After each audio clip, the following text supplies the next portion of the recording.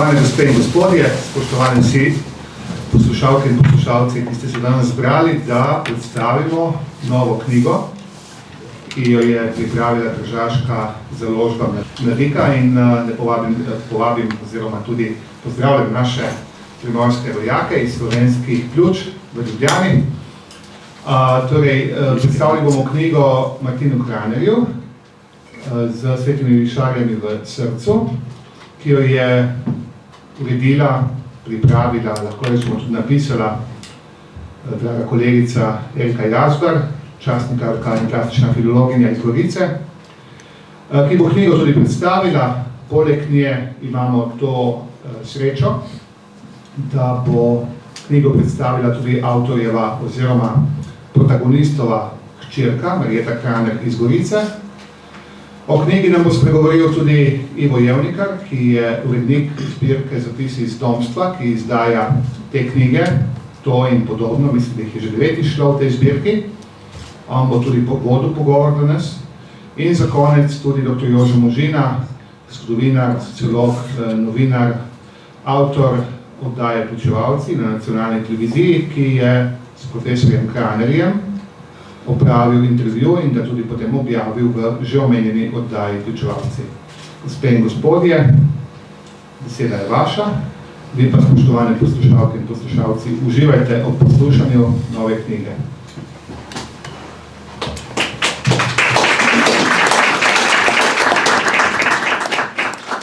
Lepa hvala in lep pozdrav vsem. Pravzaprav iz Slovenskih Pljuč sem samo jaz, ostali so iz avstrijske Nice. Ja, 12. septembra smo tukaj predstavili knjigo spominov in razmišljanj Mire Kosen iz Clevelanda, Pozdravljena zemlja. Študijskemu centru za narodno spravo se v imenu založbe Mladika zahvaljujem, da nas je tudi danes gostoljubno sprejel za predstavitev še ene knjige iz iste zbirke tržaške založbe Mladike. Ta zbirka nosi naslov Zapisi iz domstva in je posvečena spominom, razmišljanjem in pričevanjem naših ljudi po svetu. Danes je torej na vrsti knjiga S svetimi višarjami v srcu. Kot avtor je podpisan rajni profesor Martin Kraner, rojen v Žabnicah leta 18 in umrl v Permi, to je zaselje Goriške občine leta 2017. Uredila pa jo je goriška častnikarka in publicistka Erika Jazbar. Njo in ostala dva sooblikovalca današnjega srečanja, avtorjevo hčerko Marjeto Kraner in zgodovinarja ter častnikarja Jožeta Možino, ki je leta 2014 uvrstil Kranerja v svojo znamenito televizijsko oddajo Pričevalci, seveda tudi sam lepo pozdravljam. Kranerjeva knjiga je pravzaprav išla še pred knjigo Mire Kosen, ki smo jo tukaj obravnavali, in krstna predstavitev bi bila morala biti med 35. romanjem Treh Slovenij 6. avgusta ravno na Svetih višarjah, po katerih nosi naslov. Katastrofalno neurje in škoda zaradi njega sta pobudo takrat preprečila. Krstna predstavitev je tako bila 15. oktobra v Kranerjevi rojstni vasi v Žabnicah pod Svetimi višarjami. Naslednjega dne smo jo predstavili v okviru primorskih kulturnih dnevov na Koroškem v Celovcu, 22. oktobra pa v Gorici, kjer je preživel najbolj plodna in delavna leta. Ljubljana pa je bila kraj, kjer se je Martin Kraner formiral, stopil v dijaško in študentsko javno življenje, med vojno tudi v oboroženi boj, a tudi v zapore obeh okupatorjev. Že po navedbi teh krajev opazite, da se Kraner razlikuje od ostalih avtorjev te zbirke z domcev po svetu.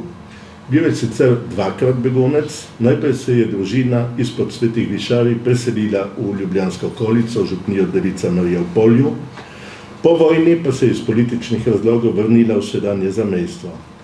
Vendar je obakrat obstal na slovenski zemlji. Knjiga se razlikuje od ostalih v zbirki, tudi potem, da jo sestavljajo zapisi vrste obsežnih pogovorov, ki jih je Erika Jazbar imela s profesorjem Kranerjem v letih 2013-16, objavljala pa jih je v Novem glasu in Mladiki.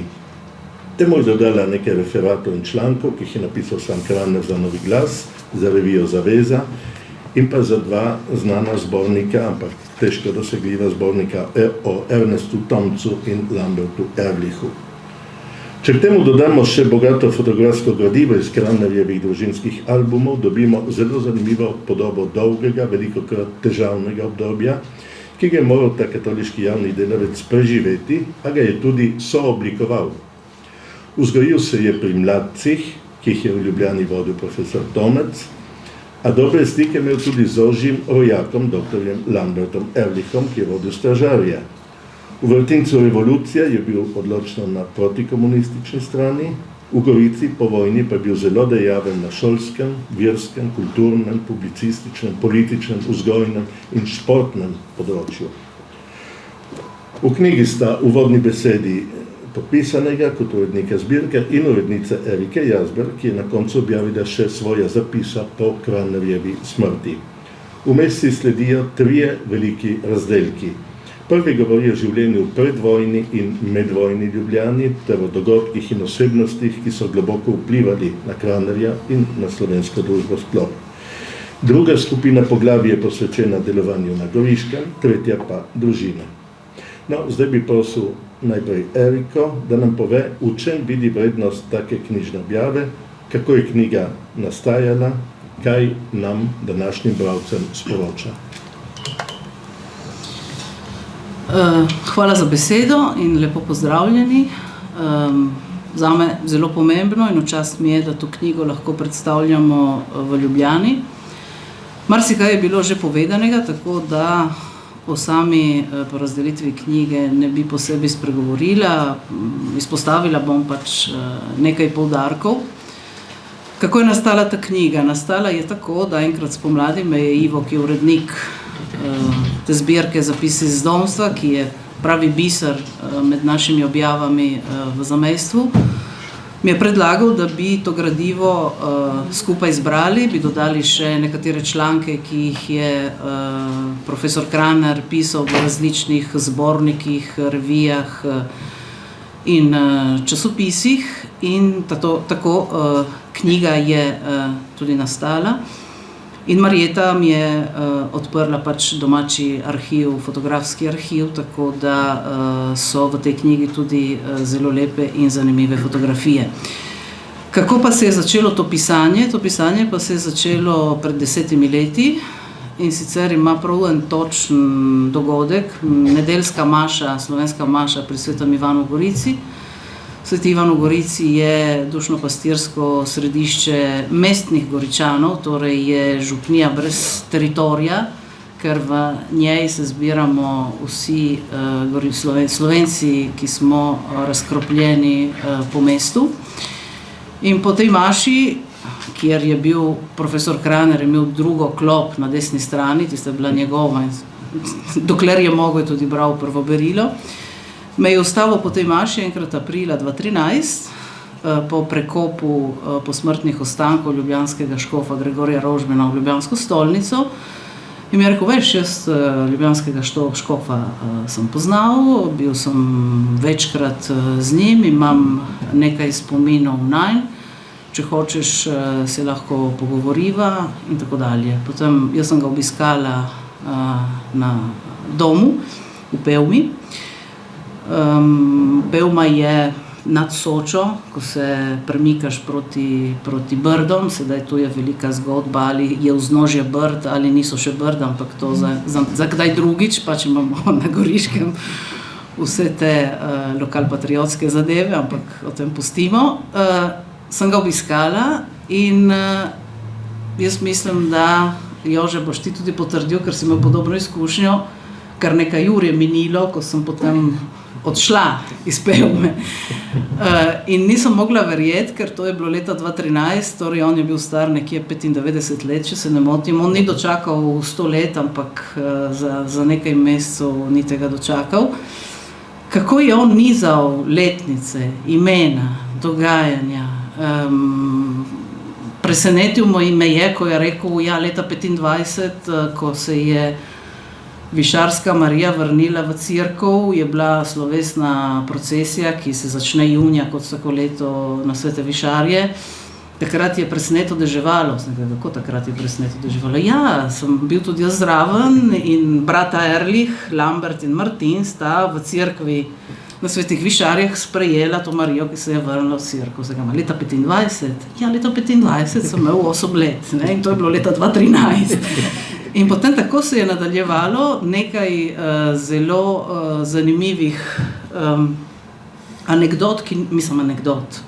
nekaj zelo zanimivega dogajanja, ki ni bilo še objavljeno. Tudi glede škofa Rožmana, on je bil na Celovcu leta 1946 in je imel nalogo, da ga povabi, da ga ilegalno pripelje čez mejo, ker on je bil kurir med vojno za ljudsko stranko, med Ljubljano, Gorico in Rimom. Po vojni pa od leta 1945 do 1947, ko je prišel v Gorico, je in dokumente, in pisma, in ljudi prepeljal ilegalno čez Koroško v Italijo. In tako se je začela ta zgodba. Jaz sem novinar, te zgodbe so me prevzele, ne Alenka, kot tebe prevzamejo tudi, če so take posebne zadeve, so se mi zalesketale oči. In sem začela k njemu zahajati redno. Tile intervjuji, jih je več kot 10, so nastajali zelo počasi, so nastajali v prostem času, on je bil zelo pikolovski, jezik za njega je bil vrednota, torej vsak pridevnik, vsak glagol je bil pomemben, tako da za vsakim intervjujem je več mesecev večkratnega branja, diskutiranja, potem iz ene diskusije nastane ena druga zgodba in tako dalje. Zbralo se jih je teh več kot 10, ne vem, če jih je 12, ki osvetljujejo dragocenost sedaj ali pa pomen te knjige. Osvetljujejo neke zgodbe, neke like, neke vsebinske poudarke, ki jih pri nas v zamejstvu, na Primorskem itak, v zamejstvu tudi ne, in na Goriškem še posebej, kjer so bili doma, jih ni več. Tu imate intervju o Gregorju Rožmanu, o Lambertu Erlichu, o Janku Kralju, o Slovenski demokratski zvezi in o vseh teh poglavjih, ki v nekem obdobju povojne zgodovine goriških Slovencev in Slovencev v Italiji smo jih dali na stranski tir in ki so danes ponovno prisotne vsaj v obliki te knjižne izdaje. Sedaj, da ne bo sama romantika, vsakokrat na vsaki predstavitvi sem tudi povedala to, da profesor Kraner, odkar pomnem, ga je spremljala negativna mitologija. Jaz v bistvu ga nisem doživela. Profesor Kraner je bil pojem športnega, družbenega delavca, trenerja in atleta pri nas in v italijanskih krogih in v slovenskih krogih. On je leta 1947, ko ga je Anton Kacin poklical v Gorico, da bi prišel poučevati na naše šole, ker takrat z razmejitvijo tisti profesori, ki niso imeli slovenskega državljanstva, niso mogli ostati v Gorici. Brez italijanskega državljanstva niso mogli ostati v Gorici. Od leta 1947 je on potem ostal v Gorici do smrti leta 17, če se ne motim, leta 17. In on je začel na raznih področjih, ker je bil eden od tistih graditeljev, brez katerih danes te poklicne ustanove, ki jih imamo na katoliški strani, jih ne bi bilo. On je bil eden tistih ključnih graditeljev, ampak pojem na Goriškem je predvsem za šport. On je odbojko dejansko prinesel v Gorico. So jo prinesli sicer ameriški vojaki, ampak on je razvijal vse te odbojkarske odseke na Goriškem. Bil je profesor telesne vzgoje. Če bi bil moj profesor nepriljubljen, ki je bil tak, ki pač je organiziral vse te možne tekmovanja, teke kilometrske po mestu, mislim, je angažiral vse te dijake, ki če niso športno vzgojeni, kot sem jaz, verjetno ni bil med marsikom priljubljen, ampak začel je v italijanskih krogih, v raznih društvih in je doživel eno obliko protislovenskega odnosa na goriški način. Na Tržaškem so bolj direktni, ko so protislovenci. Na Goriškem smo bolj mehki. Torej, on je imel te odbojkarske odseke v italijanskih društvih v Gorici, Zbiral je tudi nekatere Slovence, ker goriški Slovenci takrat nismo imeli še športnih društev in še najmanj odbojke. Se z njimi pogovarjal v slovenščini, zaradi tega so bili nekateri protesti in ni, da so ga odgnali, so zaprli odbojkarsko sekcijo tistega društva.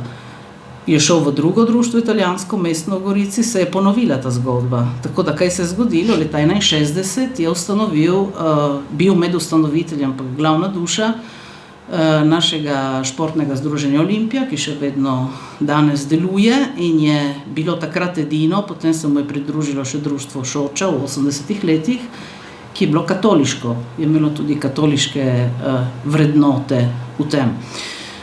Kot rečeno, on je pojem športnega delavca pri nas na Goriškem. Še pred nekaj meseci sem bila skupaj z eno Italijanko pač iz Gorice in rekla, si, profesor Kran, me lo ricordo, certo, zaradi poučevanja, ampak tudi zaradi tega svojega delovanja zunaj šole. Za nas Slovence na Goriškem pa je pomemben tudi z drugih vidikov, ker on, na primer, je bil med ustanovitelji skautizma pri nas. Zakaj? Ker skautizem je v zamejstvo prinesel profesor Jože Prešeren, ki je bil eden od tajnikov Gregorja Načkofa Rožmana. On ga je poznal iz teh mladševskih krogov in zato je v bistvu Prešeren dal njemu pobudo, da bi skautizem prišel tudi na Goriško. Vincencijeva konferenca, odgovarjal je za njo vrsto desetletij. Slovenska demokratska zveza, to je bila tista prva povojna stranka med goriškimi Slovenci in je bil on tudi njen pokrajinski svetovalec in je bil v prvih odborih vrsto let in vrsto desetletij. Poglavje zase je tudi njegovo poučevanje, kako je začel, njegova prva diploma iz slovenistike je v univerzi v Neaplju. On je napisal diplomsko nalogo v slovenščini na univerzi v Neaplju o Ivanu Cankarju. Potem druga diploma je bila iz telesne vzgoje in potem bil profesor na italijanskih šolah, je začel na slovenskih in potem bil na italijanskih šolah. Negativna mitologija, o kateri sem govorila. On je imel ljubljansko formacijo, ker pač je zrasel pri mladcih, je bil precej strog, načelen. Proti komunizma ni nikoli skrival, niti v zadnjih letih, ko pač se je vse skupaj omehčalo, ampak pri nas se je že desetletja prej. Imel je tudi ta smisel za organizacijo, ki na Primorskem ni doma, ne? Zapisnik, sklepi, naslednja seja, prebereš zapisnik prejšnje seje, kaj smo naredili, zakaj nismo, to pri nas ne gre. Mislim, vse bolj elastično in vse bolj mehko, ampak zaradi te svoje ideologije je bil res žrtev. Je imel to negativno mitologijo, ki ga je spremljala, njega in Vinka Levstika je bil ta dva, recimo, da sta bila na Goriškem tista negativca, če se lahko tako izrazim. Vsakokrat, ki je šel kakšen intervju v Novem glasu ali v Mladiki, se je našel kdo, ki me je poklical, se mi približal, kaj je treba, da ti legitimiraš tega človeka, saj imaš toliko drugih, boljših in bolj zaslužnih in tako dalje. Sedaj, ko je šla ta knjiga, letos poleti, pa se je našlo res veliko ljudi, ki so mi priznali, sicer tako vedno poskrbi, da ti pridejo zraven, te trpljajo, ja, že se poznaš to, ne? Ja, okay. Te trpljajo, saj, veš, zame je odigral zelo pomembno vlogo v tem formativnem smislu, ne? Ker to je tisto, kar mi najbolj potrebujemo v teh naših krogih. Je prav te formiral kot osebnost s pomočjo športa ali drugega, pač, da si postal zaveden Slovenec in katoličan, kar je on bil celo življenje, in Žabničan, zato tudi naslov s Svetimi višarjami v srcu. On v Žabnicah je živel le nekaj let, ampak je ostal na te Žabnice vedno navezan, ohranil je tudi dom, v katerega so se preselili leta 1947 po vojni. Zdaj otroci njegovi tudi to hišo še vedno obnavljajo. Je celo povojno obdobje hodil v Žabnice pod Svete višarje Jaz mislim, da tudi, da goriški Slovenci imamo tako radi te svete višarje, je tudi njegova zasluga, ker on je pomagal pri raznih kolonijah in skavtskih taborih in tako dalje, da smo zahajali tja na Tromejo. Svetimi višarjami v srcu pa tudi zato, ker v najhujših trenutkih in preizkušnjah, ki jih je imel, predvsem za časa vojne in po njej, verjetno tudi v povojnem obdobju, ko je bil deležen blatenja, marsikaterega blatenja, se je on vedno priporočil višarski Mariji. Zato smo rekli, da svete višarje so tudi naslov tej knjige, v kateri so izbrani pač intervjuji in vse to, kar je on pisal. Je seveda izbor in manjka vse tisto, kar je on pisal v italijanskih medijih in knjigah. To je en izbor, ena priložnost pač, da se pozna ta lik, ki pri nas ni bil ovrednoten in tudi, da se opozori našo in pa širšo javnost, da drugačni vsebinski poudarki tudi v samejstvu so še vedno možni. Ne vem, če se lahko tu ustavim, ali gremo še potem. Najlepša hvala, se bo v debati še možno kaj dodati, kaj ti življenje skoraj stoletnika obsega številna poglavja. Ampak zdaj bi dal besedo doktorju Jožetu Možini, ti si Kranerja, kot smo slišali, obsežno predstavil v Pričevalcih. Vojni čas, v katerem so se morali Kraner in tisoči drugih odločati, kako naj se opredelijo, pa si seveda temeljito opisal v Slovenskem razkolu. Kako imaš profesorja Kranerja v spominu, ti je ostala kakšna njegova vsebina posebej v spominu? Ja, hvala lepa za besedo, lep pozdrav, dragi prijatelji. Res to srečanje s profesorjem Kranerjem se je zgodilo po Erikini zaslugi, mislim, da 2013, pred 10 leti. Pričevanje je bilo potem objavljeno 11. novembra 2014, spravi pred 9 leti. Obiskala sva ga s kolego Renatom Podbersičem in to je bil res, mislim, da je 4 ure pa pol, da so potem... No, glavno pobegnila sva potem iz prizorišča, seveda ne, se hecam, ampak jaz sem bil, vajen vsega, ali pa marsičesa, ampak šokiran nad koncentracijo, nad konciznostjo tega človeka, pa ker sem vizualni tip tudi nad njegovo pojavo. To je bil en slog, visok gospod, kot mlad fant je bil izredno postaven, tudi zaradi tega prišel marsikje malo boljše skozi, se mi zdi, tudi omenil je v pričevanju vse to. In je res fascinantna življenjska pot tega človeka, ki je pa imel tudi veliko srečo ali pa nekako pamet, da se je znal izogniti težkim situacijam. Tisto, kar me je fasciniralo, Ivo, rojen v Žabnicah, mi imamo pač do svetih višarij Primorci eno posebno empatijo. Potem oče njegov je spoznal mamo v času Prve svetovne vojne, ko je bil ranjen in je potem v drugi fazi vojne bil v Sveti Devici Mariji v Polju in tam spoznal mamo, sta se poročila.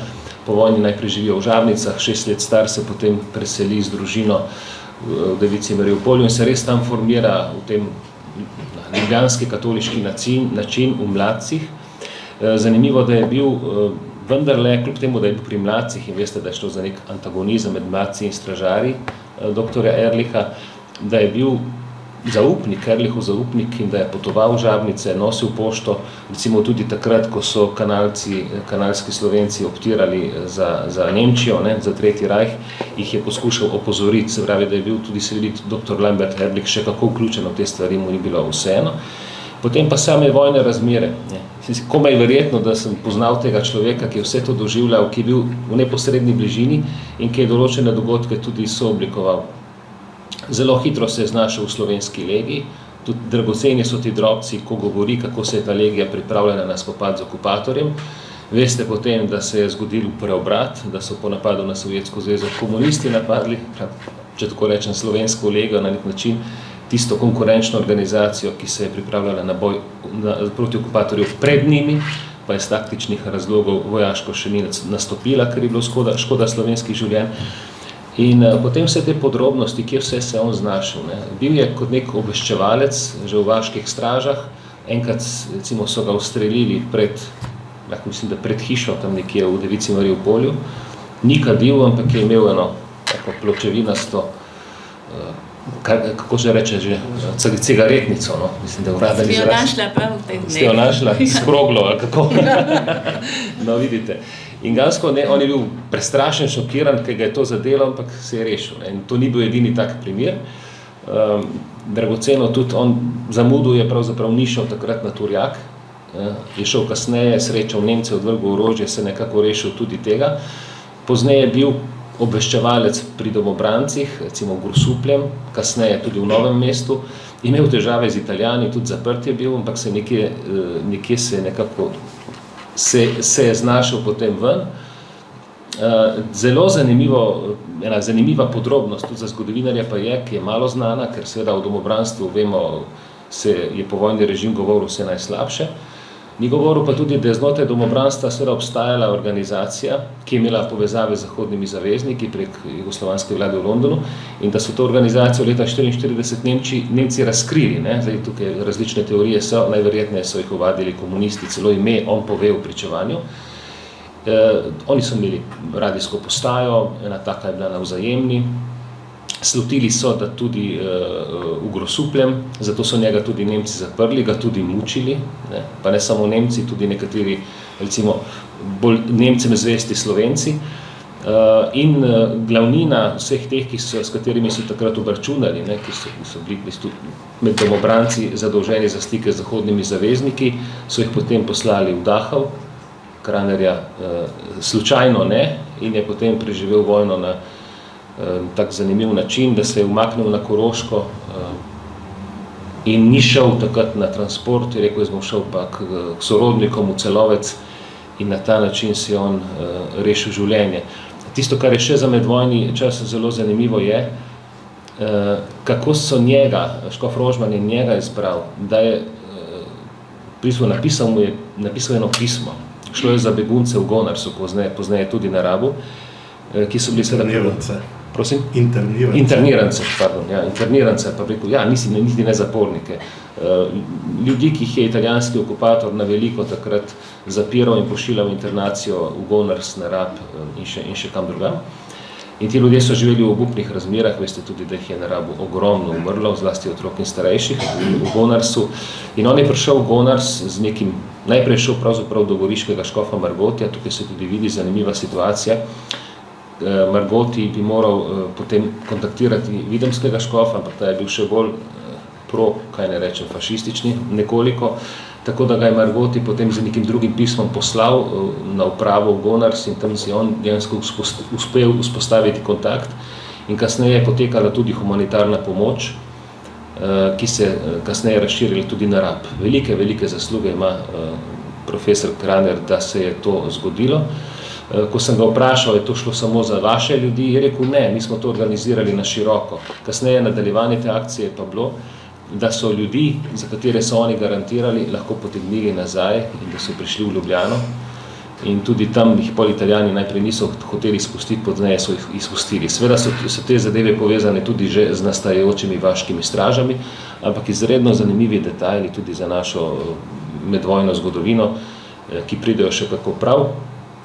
Ko sem malo bujal spomine na to, kar so z Renatom pri njem slišala in doživela, in ko sem leta kasneje pač končal to knjigo Slovenski razkol, kaj vse bi ga še vprašal, zato bi, da sem se prej tudi z gospo pogovarjala, hčerko, da dokjer imamo starejše, če imamo to priložnost, ne, to čas, da imamo starejše med sabo, jih dajmo čim več vprašati in tudi posnet, ne, da tehnologija danes tako dostopna, da je to res zelo lahko in to bi bil en moj apel za konec. Lepa hvala. Zdaj pa dobi besedo hčerka Marjeta Kraner. To ni, kot smo rekli, prva predstavitev knjige, ampak vsakokrat, ko si sodelovala pri predstavitvah, si nas spomini na očeta deloma ganila, deloma spravila tudi v dobro voljo, ne? Kakšne besede želiš danes nasloviti na prisotne? Hvala, lepo pozdravljeni. Res mi je veliko čast, da sem lahko tukaj danes z vami in sem si prav sedaj mislila, kaj bi rekel moj oče ali tata, kot mu pravimo mi na Primorskem. Sem tudi nekoliko ganjena in čeprav smo že imeli, vseeno je tako. Pač zato me boste oprostili. Kaj bi rekel, prav tako kot si rekel prej Ivo, ti ne bi rekel, verjetno hodimana pa še to, ne? Tako da, res, dovolite mi pa, da se zahvalim mladiki, seveda Ivo, da so tako pridni in delavni, da sta tako pridna in delavna skupaj z Eriko, in da je pač do te knjige tudi prišlo. Eriki gre res, nimam besed za Eriko, kajti če mu ni podaljšala življenja, mu je vsaj olepšala in obogatila zadnja leta. In se ji zahvaljujem iz srca tudi za njeno potrpežljivost, zato ker so starejšimi, kot je omenil dr. Možina. Mislim, ona ni bila 6 ur, ampak verjetno ne vem koliko. Tako nekako, ne. Kaj bi rekla še? To, da se zahvaljujem tako dr. Možini kot dr. Kotberšiču, Eriki in Ivu, zato ker recimo mi, otroci, smo očeta spoznali iz oddaje, Pričevalci, in iz te knjige, ne. Kaj ti veste, družinski odnosi, ne, so kakšenkrat tudi tako posebni, ne. In tudi to, da, ker, mislim, se ti ne zdi pomembno, ne, v tistem trenutku, da vprašaš, zakaj to, zakaj ne, mislim, bom že, ne, in se bomo še pogovorili, imamo čas, ne, potem časa ni več, čeprav moj oče je imel skoraj 100 let, ne, ko je odšel.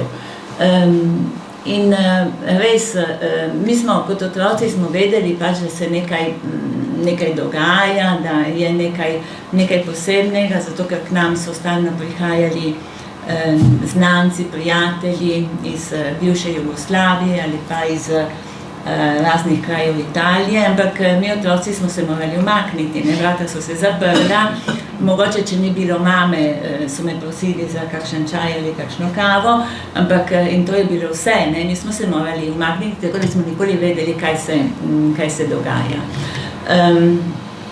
Zato smo toliko bolj hvaležni za to, kar smo lahko potem... V tem podjetju moraš povedati. Potem očeta ni bilo nikoli doma, ne, to, da smo si na jasnem. Moj oče je imel, moj oče je imel strašno, tako dovolite mi prav besedo, strašno dobro ženo, ne, ki je pač urejevala vse, vodila družino, kajti njega nikoli ni bilo doma in tako sem večkrat vprašala mamo in rekla, mama, kje je tata, ne? In ona je rekla, ja, kje je, dela, ne, za narodov blago. In jaz sem vedno mislila, da je ta narodov blago eno podjetje, eno trgovina, eno tako, ne. In potem, recimo, s časom sem res spoznala, da je res delal za narodov blago, ne. In temu sem mu hvaležna in smo mu hvaležni. Kakšen je bil moj oče? Tukaj so tudi moji bratranci, moj bratranec, ki ga je tudi poznal. Je bil tak kot strok, resen, neomajen, mislim, v svojih načelih. Mi smo točno vedeli, kaj smemo, kaj ne smemo, vendar nam je dal popolno svobodo. Nikoli nam ni usiljeval svojih idej, načel. Kadar nekaj ni bilo v redu, ker smo rekli, tata, gledaj, mi bi tako, mi ne. In on nikoli nas je samo tako pogledal, kot gleda tukaj. In smo razumeli, da pač nekaj ni v redu, da nekaj ne gre. Ne? In zato smo mu tudi hvaležni, ker smo res rasli, ne, seveda z določenimi, mislim, skojeni smo bili in smo ne v določenem stilu, ampak recimo smo bili popolnoma svobodni in nas nikoli obremenjeval. Po eni strani je to dobro, po drugi strani je žal, ne, ker nismo imeli časa med navednicami, ne, da bi izvedeli toliko stvari. Ne. Zato nam je toliko bolj dragocena bodi si Pričevalci, kot tudi ta knjiga. Ne vem, če bi potem še kaj... Še o praznovanju družinskem poveta.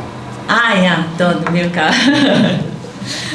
Ja, tako da, mama je potem, ker njega ni bilo doma nikoli, ga ni na slikah, ne vem, jaz recimo za manj ga iščemo, ne vem, pri Svetem Oprajilu, kje je tata, ga ni, je slikal, ne, ni bil, ga ni bilo, ker je bil verjetno kje na kakšni, če ni bil na tekmi ali, ker mislim, Olimpija, kot smo že rekli, Olimpija to odbojkasto moštvo, mi smo bili trije otroci, dva brata in jaz. In smo tudi razmišljali zadnjič, ne vem, če Olimpija je bila prvi otrok ali četrti. Tako da nismo nikoli še dojeli tega. In mama je potem vsake toliko poročala, kaj se je dogajalo, če smo kaj ušpičili, brata sta bila zelo živahna in tako mama je potem povedala in seveda je sledila kazen. Kazen, kaj je bila? Ne vem, če, mislim, mi smo imeli tega velikega našega Mirka Fileja, ki je bil dirigent in glasbenik. In ne vem, kako je prišla do nas ta njegova dirigentska ta palica, kako se imenuje, ta palica, in to palico mi smo imeli nad vrati, in dovolj je bilo, da je oče malo tako pogledal na ta nad vrati, mi smo že razumeli, kaj se bojo dogajalo. Vendar, mislim, da je ni nikoli uporabil. Edino, kar je kakšenkrat bilo to, da je imel navadoma, mislim, celo tudi kakšenkrat tudi v prvih letih, zato potem se ni smelo, da je nekako nas prijel za ta sladke, tako mislim fanta, tako tukaj smo rekli, da te prime za ta sladke, in to je bilo vse, tako da mogoče je bila mama strožja kot on vse zadnje, tako, ker pač je živela, vsakdanje živeli z njim. On je nastopil, ko je bilo res, mislim, intervencija. Ja, tako, mislim, taka intervencija prav huda, ampak mislim, da ni bilo. Samo in spomin imam, če mi dovolila, tako da, ker verjetno sta naredila ta brata nekaj strašnega, nekaj hudega, in potem in tista palica je izgledalo, da se bo snela z vrati, in potem sta se nekako pripravila, in sta si na zadnjico dala ene kartone, ker sta vedela, da bo nekaj hujšega, tako da potem tisto nam je ostalo v spominu. Jaz bi povedala še to, kako je rekla Erika, v določenem trenutku tako nekako so ga v slovenskem okolju, so ga skušali tako izolirati. In potem on je veliko, predvsem v zadnjih letih, deloval v italijanskem okolju. Glejte, on je poučeval rekreativno telovadbo do 90. Ja, skoraj do, mislim, 95. leta. Tako da, in zadnja leta sem hodila tudi jaz, ker sem tudi tako kot Erika, absolutno ne športni tip, zato ker v družini je bil oče, torej profesor telovadbe, in oba brata, torej meni je bilo tako da absolutno mi je bilo zelo težko, tako. In mislim, v italijanskem okolju je bil izredno priljubljen, tako da tudi recimo praznovanje, vsi skupaj recimo s temi svojimi dijaki, bi rekli starejšimi, so praznovali Svetega Martina praktično do konca, do zadnjega leta. In še danes, recimo, ko grem na pokopališče, verjetno sem že povedala, jaz za Svetega Martina tam okoli v tem času dobim vedno kakšno rdečo vrtnico. Torej tudi to mi je lepo, nekaj pomeni, da se ga te njegove, predvsem dame, spominjajo. In še nekaj, tudi zadnjič sem rekla, zdaj, ko pospravljam njegove zapiske in to, recimo, on že v 70-ih letih je bil imenovan za viteza Italijanske republike, kar je bilo, mislim, za Slovenijo, ne vem, če je imel Takrat je bilo izjemno. Ja, on tega ni nikoli nikomu povedal, zato ker se mu ni zdelo, da bi bilo kaj tako pomembno. Danes se s tem ja, danes je dosti pogosto, mislim, se dogaja pogosto. Ja, tako, ne, mislim, ampak takrat verjetno je bil in to recimo v italijanskih krogih, kar si ne bi pričakovali. Ne.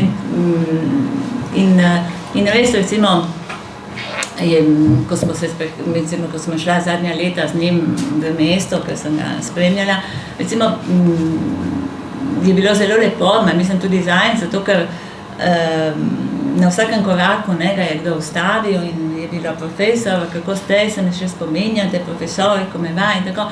In on je za vsakega točno vedel, ja, ti si tisti, ki si obiskoval tisti razred v tistem letu in ti za koga imel dobro besedo, si bil dober športnik, jaz se spomnim na tisti tekmi, ali pa je rekel, glej, si preveč okrogel, moraš malo bolj, pridi k nam, malo pridi 2-krat na teden, imaš še telovadbo, pridi v telovadnico, tako da boš malo bolj v formi. Ne? To je tako, mislim, za starejše osebe, ki zadnja leta pač hočeš noteš, so nekoliko malo bolj odmaknjeni, od realne njemu na srečo se to ni dogajalo, tudi po zaslugi vajini zaslugi in tudi po zaslugi Erike, ki ga je zadnja leta tako malo držala bolj aktivnega, se aktiven pa je bil tako ali tako do konca.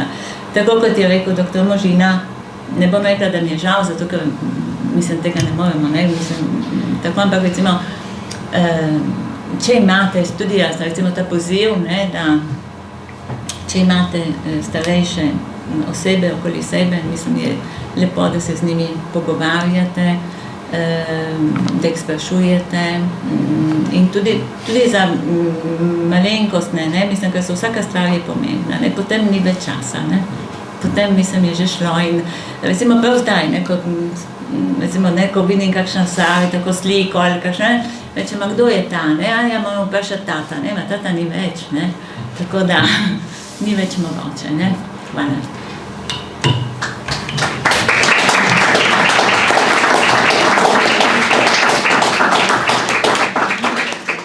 Torej, lepa hvala tudi Aljeti.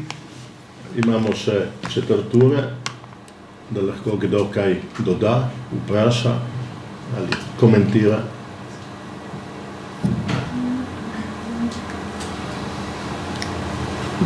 Lahko rečem, da ste zelo očetu, a vam je že kakšen rekel, da ste očetu podobni? Jaz bi rekla, ravno prej sem rekla, da jaz z očetom sem bila večkrat v kratkem stiku, ker imam podoben značaj. In zato se nisem nikoli hotela niti vključiti v nobeno, tako kot sem, mislim, tako, kako bi rekla, veste, recimo, ko so me vabili, v razne, ne vem, v politiko ali tako, sem rekla, ni zame, zato ker vem, da ne bom zdržala. Jaz sem preveč, tako kot on, mislim, preveč premočrtna in tako ni bilo zame.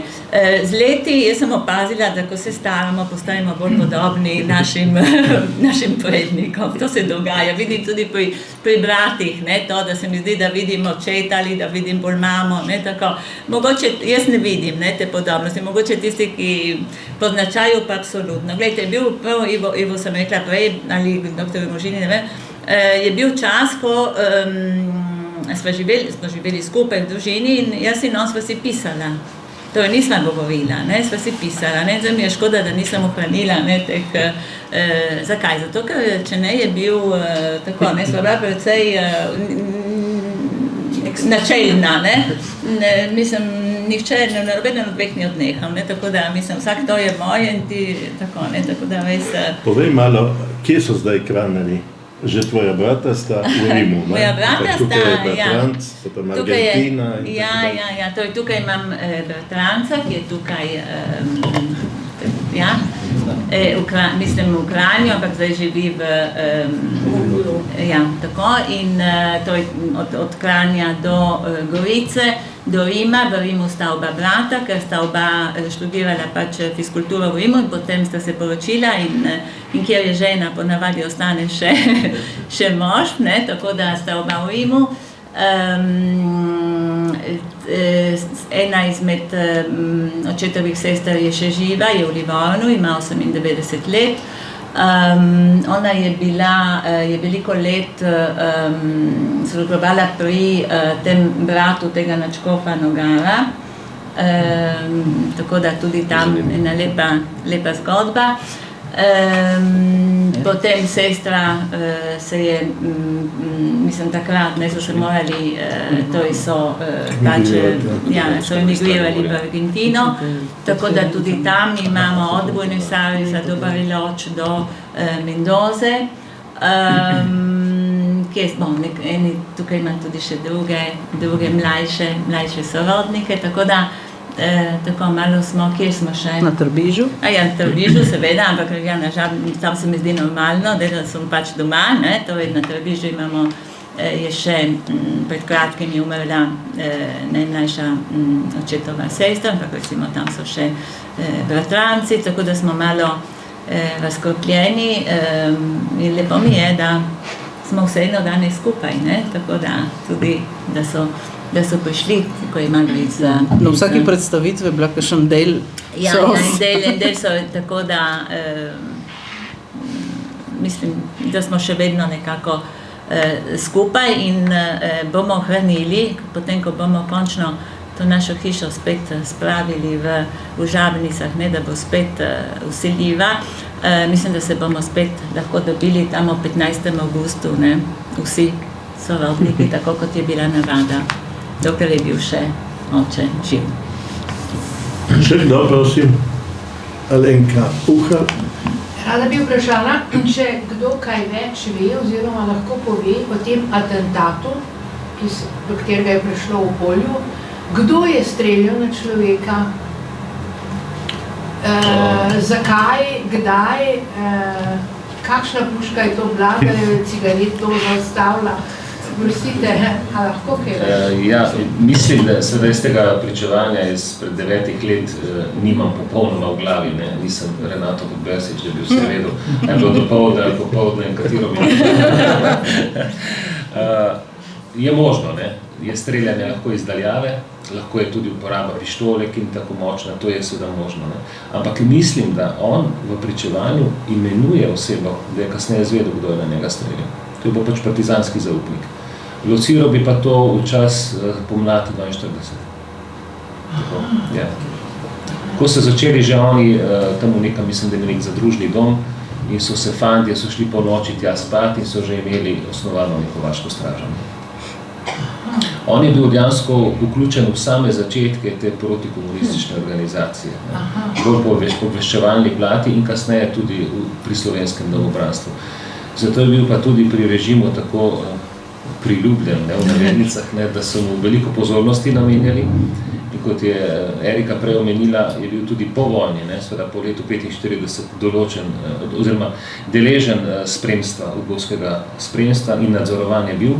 Znala je ena taka situacija, ko pride do, to je ena taka znamenita primorska prigoda, v obljubljeni deželi socializma je zmanjkalo, oziroma sploh ni bilo ničesar in ni bilo tudi sirkovih metel.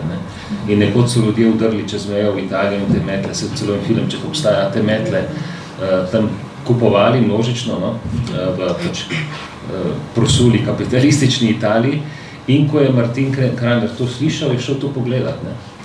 In prišla je z nasprotne strani ena gospa, ki ga je poznala in rekla in ga je opozorila, poslušajte, na oni strani se pogovarjajo vas, da bi vas ugrabili.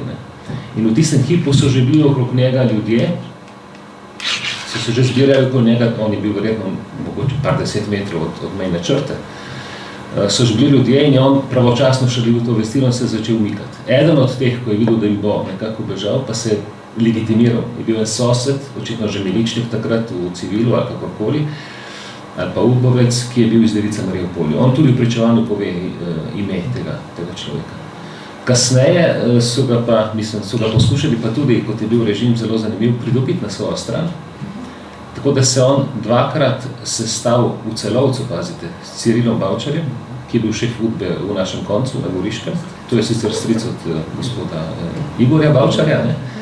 kjer ga je poskušal pridobiti na svojo stran. Zdaj, ko smo ga takrat vprašali, torej za sodelovanje z UDBO, ne je rekel, on je govoril, bolj v tem smislu, da bi za njih delal v Beneški Sloveniji pač za slovensko stvar, ampak dejansko za UDBO. Seveda je Martin Kramer to zavrnil in ostal do konca načelen na teh pozicijah, kot je tudi gospa Marjeta omenila.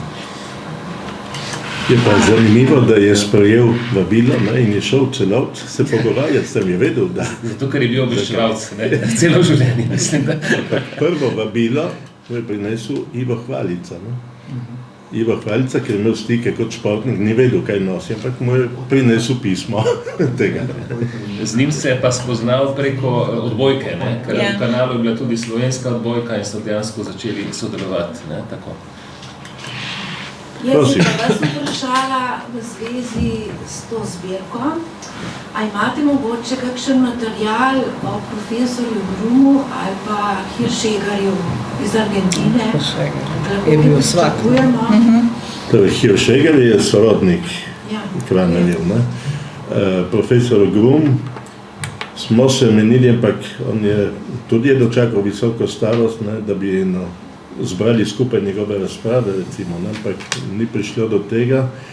Zdaj je ves njegov arhiv pri Studia Slovenika, trenutno v Kranju, ne vem, če je že popisano ali ne, ampak iz tistega bi lahko nastalo, ker recimo zlasti tam okoli Turjaka in tako dalje je veliko pisal, in tudi ga citirajo zgodovinarji eni in drugi, ker ima točne podatke.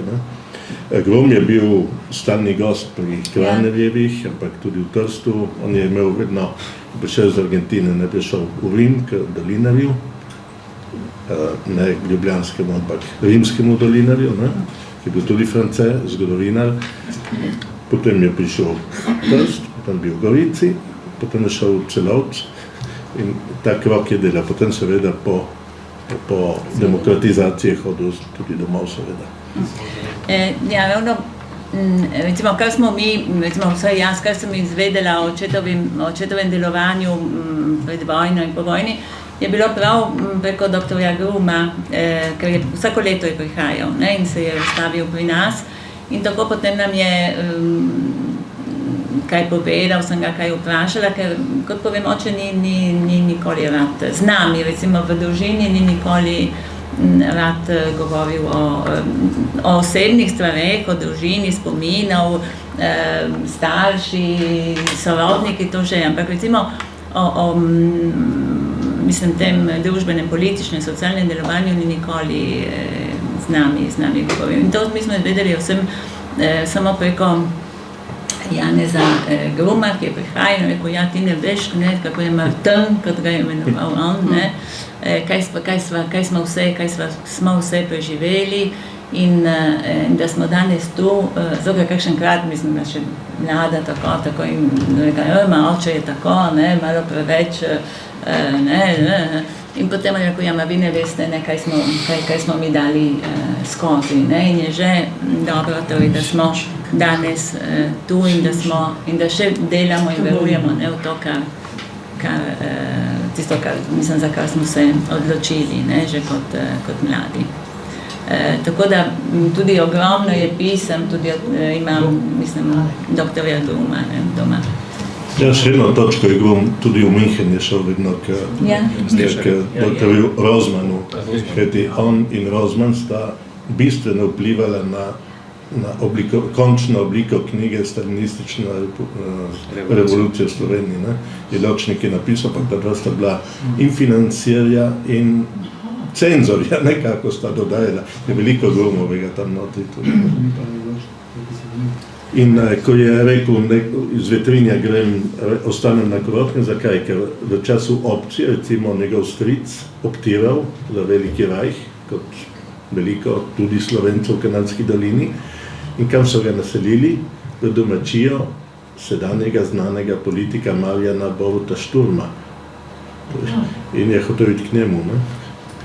Tako da tudi to je en del begunstva, tudi strica. Prosim, če je še... Kaj pa o Hiršegarju, imate kaj? To znaš ti. O Hiršegarju mislim, da je bilo že nekaj neobjavljeno tudi v Argentini. V Argentini. Potem tako tudi z Eriko, smo se pogovarjali, da bi preko bratranca mislim zbrali še nekaj materijala in potem, mislim, bratranec je nepričakovano odšel, tudi on, danes ga ni več in tako, ne vem, se bomo malo še pogovorili. V Gorici živi hčerka, ena od otrok Ernesta, ja, Hirscheggerja, tako da bomo mogoče poskusili še kaj z njo. Je to, kar je sam objavil Hirschegger, je tista zgodba o reševanju teh ameriških letalcev, ne? No, Hirschegger, mislim, jaz imam vse, vem, zakaj se gre, ne, ampak nisem našla, da bi vam pokazala.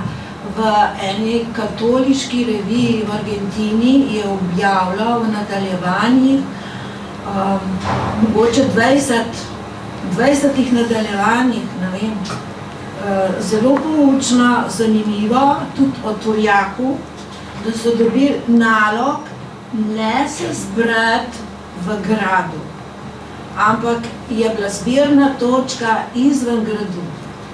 Pa ljudje, tisti vodstvo tega ni upoštevalo, ker so rekli, ja, se so tako debeli zidovi, se nam nič ne morejo. No, če bi to objavili nekje, ker večina Slovencev o tem pojma nima, kaj je on pisal. Bomo poglobili. Hvala. Je še kdo? Prosim. Jaz bi pa se zahvalila gospe Eriki Jažbar, ki je pisala o tem, kako so bili Slovenci po prvi svetovni vojni izgnani in nekoč je celo ekskurzijo organizirala v tisti najjužnejši predel Italije, kjer so imeli zanje taborišče, ne? In so bili po dnevu zunaj izpostavljeni vsem vremenskim neprilikam in preživeli, ne, želim. Če bi še enkrat si povedala, enkrat je bilo celo objavljen v enem od naših časopisov slovenskih na zadnji strani in zato se boste spomnili. To Visko. Reniči verjetno. A, v Reničiju to mislite?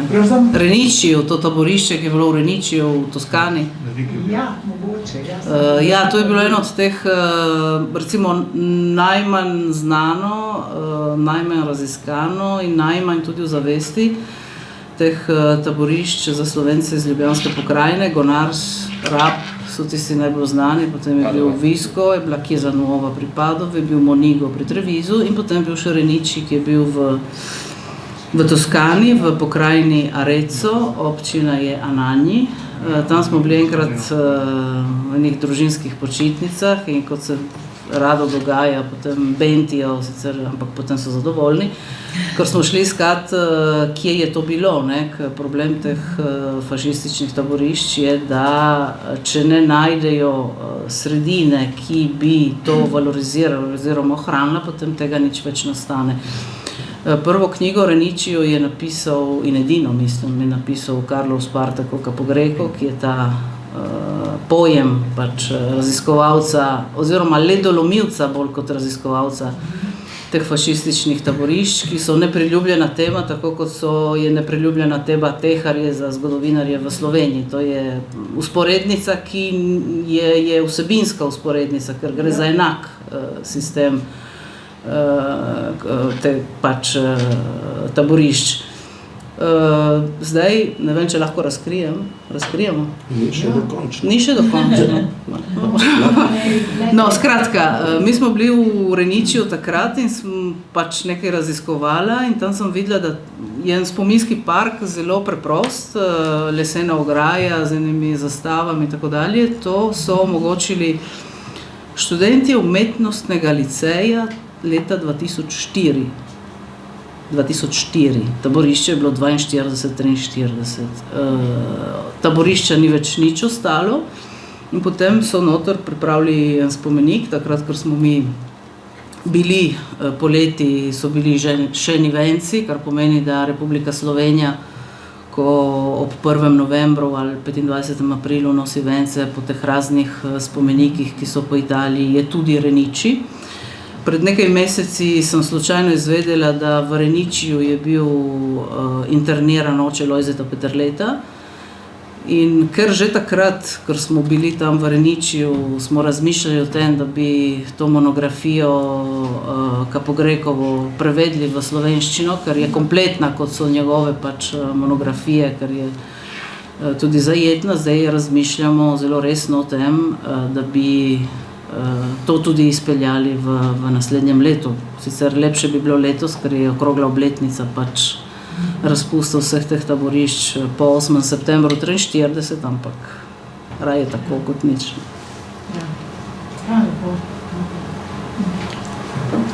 Seveda, če dobite način, da jaz ostanem od radia doma, ne? Ker jaz imam eno službo in če mi dobite način, da mi ni treba voziti v Trst vsak dan. Prav, mislim, da en dober, prosim. Ja, jaz bi samo imel eno pripombo glede mladcev, tako imenovanih, ker pišem tudi svojo knjigo o Orlih, sem to tematiko temeljito preštudiral, ko ste dostopne publikacije zbral, izhajala je tudi revija Mladec, 40 leta in sicer v Celju. Torej, glede mladcev je prav, da ti predstave je v redu, če so realne, ne? Mladci so bili starostna skupina Zveze fantovskih odsekov, ki so nastali iz bivših orlov in jih organiziral v osnovi škof Rožman.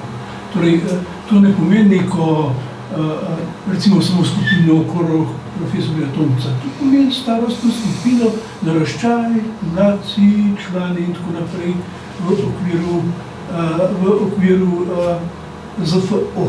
Zveza slovenskih fantovskih. Ne samo, ko govorimo o Kranerju, Grumu in tako dalje, Prešernu, govorimo o mladcih kot dijaški katoliški akciji. Torej, ta skupina, ki se je zbirala prav pri Tomcu, potem, da so bile tudi dijaška zveza in druge organizacije, seveda. Ampak to je bila ena specifična, kamor so vabili boljše dijake, s katerih so hoteli ustvariti neko elito katoliško. Ampak na srednjih šolah. Ja, ampak je bilo tudi točno definirano, ker naprimer razlika med mladci in stražarji je bilo v tem, da mladci se potem niso dali v politiko oziroma v družbeno udejstvovanje. Toliko je res, da ko je profesor Kraner, ko se je začela vojna, oziroma je bilo to medvojno obdobje, on je zapustil mladčevsko organizacijo, ker mu ni bilo dopuščeno, da bi on ostal mladec in bil v legiji. Ne? In to je bila tudi razlika med njimi. Je bila to telovadna organizacija in iz okvira. To je bil tako pri Orlih in pri Aktiven. In je verjetno, da je bila ta skupina okoli profesorja Tomca malo olje. Ne, tudi glasilo je bilo Mi mladi borci. Ne, mladec. Ne. Ta skupina, o kateri govorimo, je Mi mladi borci. Jaz imam doma faksimil, oziroma original vezan en del teh Mi mladi borci. Pravi gospod Jemen. Ampak stoji tudi revija Mladec. Ja, ampak očitno je šlo za neko širše, neko ožje. Prav, jaz mislim, da en dober vtis o tej knjigi smo dobili, tam je na razpolago z nekoliko popusta danes predstavitev, ker se vsem zahvaljujem, zlasti sodelujočim tukaj, ampak seveda tudi študijskemu centru in vsem vam, ki ste prijazno poslušali in boste verjetno tam še razpravljali in pisali, ne? Kdo bo tudi kaj napisal. Lepa hvala.